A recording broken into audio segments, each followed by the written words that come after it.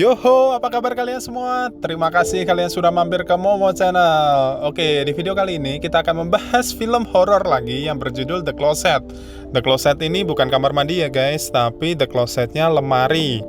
Seperti apa filmnya? Langsung saja. Oits, jangan lupa klik tombol subscribe dan like-nya ya, biar membantu channel ini terus berkembang.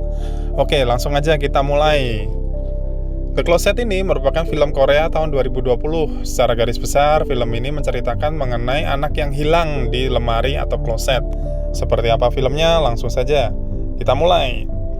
Film dimulai dengan sebuah rekaman video tentang ritual pengusiran roh yang berujung malapetaka karena seorang wanita yang terlibat dalam ritual tersebut menggorok lehernya sendiri. Sangwon dan putrinya, Yina, pergi menuju rumah baru mereka.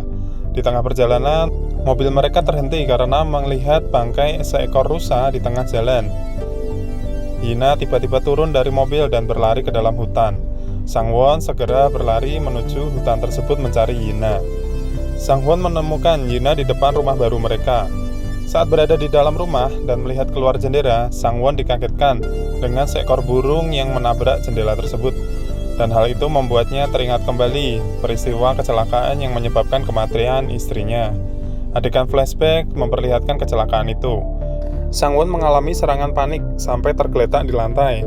Dia mengeluarkan obat dari kantong celananya dan memakannya.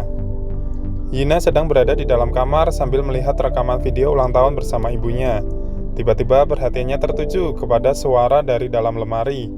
Yina membuka lemari dan tiba-tiba di belakangnya muncul sesosok hantu. Yina menengok ke belakang dan berteriak. Film ini menakutkan sekali ya guys. Mendengar teriakan anaknya, Sangwon langsung berlari menuju kamar Yina. Yina membuka pintu dan terlihat wajahnya yang ceria dan berkata bahwa dia tidak berteriak. Sangwon kemudian melihat Yina memeluk boneka yang udah tampak sangat kotor. Yina mengatakan bahwa dia menemukan boneka itu dari dalam lemari. Sangwon kemudian membuka lemari itu. Keesokan paginya, Sangwon mulai menyadari sedikit keanehan pada Yina yang terlihat rakus saat sedang sarapan. Yina juga mengatakan bahwa dia senang berada di rumah itu karena mendapatkan teman.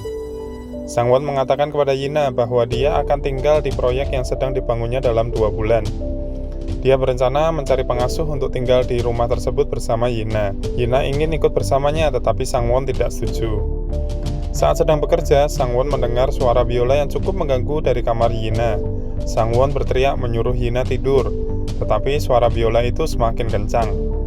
Saat masuk ke dalam kamar Yina, dia melihat anaknya itu sedang tidur. Begitu akan keluar kamar, tiba-tiba Sangwon melihat pintu lemari di kamar Yina terbuka sendiri. Sangwon mendekati lemari itu, dan keluarlah sesosok hantu wanita dari dalam lemari. Sangwon ternyata bermimpi di meja kerjanya. Kemudian skin berpindah.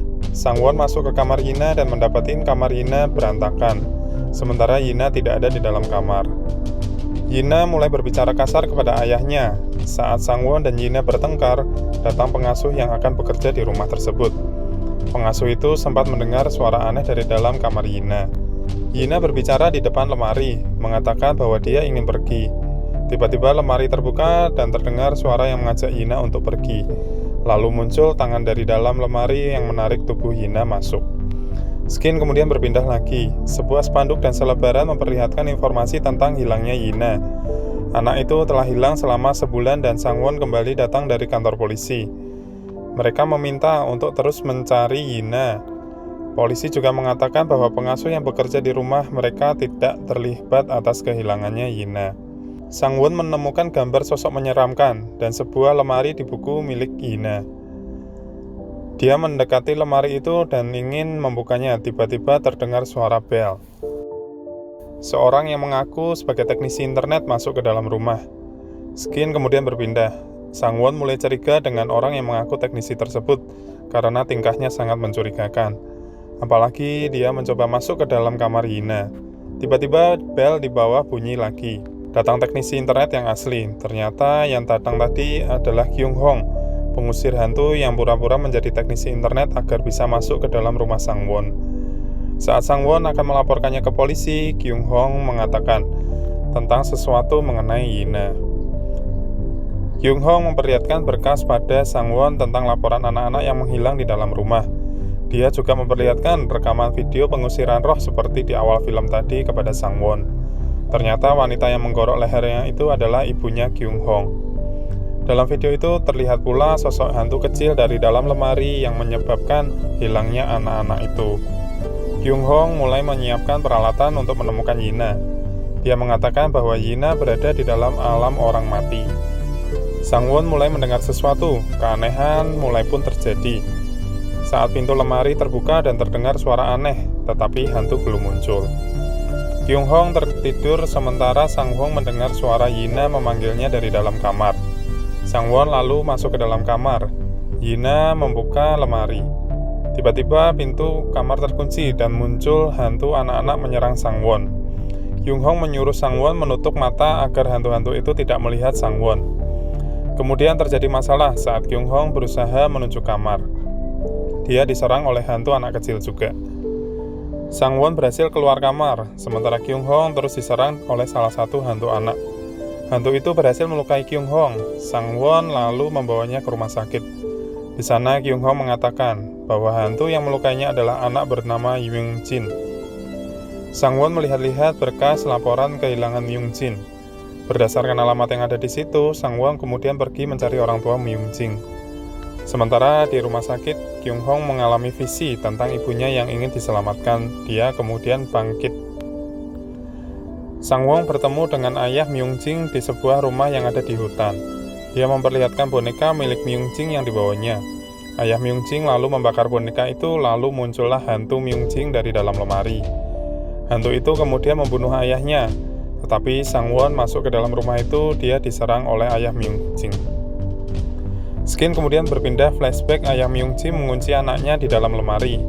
Diketahui ternyata ayahnya mengunci Myung Jin di dalam lemari setelah membunuh ibunya, lalu kemudian membakar rumahnya. Kyung Hong tiba-tiba datang menyelamatkan Sang Won dari serangan ayah Myung Jin. Ayah Myung Jin lalu hilang dibawa masuk ke dalam lemari. Dalam perjalanan pulang, Kyung Hong menjelaskan kepada Sang Won bahwa penyebab Myung Jin memanggil anak-anak masuk ke dalam lemari adalah karena kebencian akan orang tua mereka. Karena semua anak yang menghilang memiliki cerita yang sama dengan Myung Jin. Sang Won meminta bantuan Kyung Hong agar bisa masuk ke alam orang mati untuk mencari Yina. Kyung Hong menjelaskan resikonya dan Sang Won menawarkan bayaran besar kepada Kyung Hong. Mereka memulai melakukan ritual. Sang Won mulai mengalami serangan panik. Dia kemudian masuk ke alam orang mati. Hantu-hantu yang ada di sana mulai menyerangnya, termasuk hantu Myung Jin. Myung Jin juga mulai mengganggu Kyung Hong yang sedang melakukan ritual dan berusaha menariknya ke dalam lemari. Sang Won dikepung oleh hantu anak-anak yang menyerangnya dengan pisau. Dia lalu melihat Yina yang berlari ke arahnya. Tiba-tiba ada sebuah mobil menabrak mereka. Sang Won mengalami ingatan saat kecelakaan yang merenggut istrinya. Saat kembali sadar, Myung Jin datang menanyakan tujuannya masuk ke alam orang mati. Myung Jin tak mau menyerahkan Yina kepada Sang Won. Yina mulai berubah menjadi hantu dan Myung Jin menyuruh Yina untuk membunuh ayahnya. Sementara itu, Kyung Hong berhasil menghadirkan ibu Myung Jin masuk ke alam orang mati dan membuat Myung Jin tersadar. Ibunya meminta Myung Jin untuk pergi bersamanya. Begitu juga dengan anak-anak yang lain. Kyung Hong memanggil Sang Won untuk keluar dari alam itu. Sang Won akhirnya berhasil membawa Yina keluar. Sang Won dan Kyung Hong menjemput Yina di depan sekolah. Yina datang dan kemudian mereka bertiga pergi. Yina tampak sudah melupakan kejadian tersebut. Kemudian film ditutup dengan kemunculan lagi hantu anak kecil di depan lemari yang tak jauh dari sekolah Yina. Demikianlah film horor The Closet. Kalau kalian pencinta film horor, pasti kalian menyukainya. Oke, jangan lupa klik tombol like dan subscribe-nya ya. Sampai ketemu di video selanjutnya. Bye-bye.